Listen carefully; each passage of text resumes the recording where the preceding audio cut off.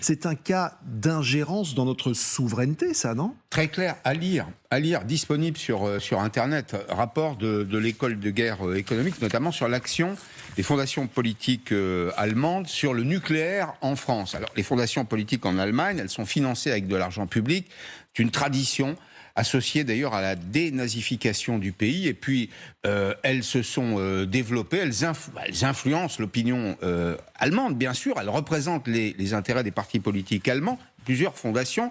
Il y en a une qui nous intéresse tout particulièrement aujourd'hui, c'est la fondation Heinrich Böll, qui est une fondation proche du parti écologiste, les Grünen. Elle ne joue pas avec de la petite monnaie, 690 millions d'euros en 2023 de subventions publiques, et pour cette fondation Heinrich Böll, 73 millions. Ne sont trompés que ceux qui veulent bien être trompés. C'est la parole officielle de l'Allemagne, il faut dire les choses très clairement. Et que fait par exemple cette fondation? On le découvre en lisant ce rapport de l'école de guerre économique. Elle fournit des études, par exemple, des études à charge évidemment contre le nucléaire, diffusées parfois dans des journaux français, Le Monde diplomatique, Alternative économique. J'ai là un certain nombre de titres, vous voyez, par exemple, réacteur, une prolongation à haut risque, on parle des nôtres évidemment, déchets nucléaires quand les poubelles débordent. Je pourrais vous en citer comme ça, il y en a long comme le bras. Et donc c'est le premier travail qui est un travail de documentation avec des biais idéologiques. C'est évidemment très orienté.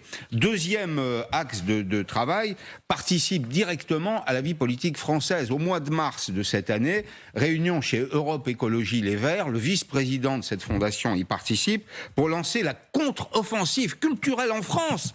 On parle d'une fondation politique allemande, contre-offensive culturelle en France, contre la politique française du nucléaire. Et puis enfin, troisième temps, ces fondations, elles financent directement des structures relais en France, comme le réseau Action Climat, dans lequel vous allez retrouver Oxfam, Greenpeace, WWF, mais aussi des associations comme les Amis de la Terre, Sortir du nucléaire.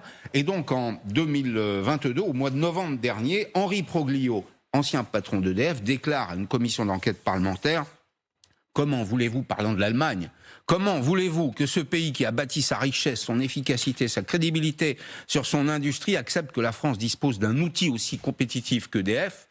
Depuis 30 ans, l'obsession allemande, c'est la désintégration d'EDF.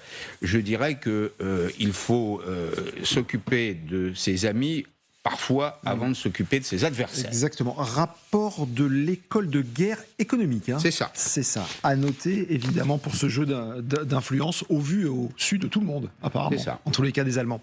Merci, mon cher Pascal. La météo avec Ange.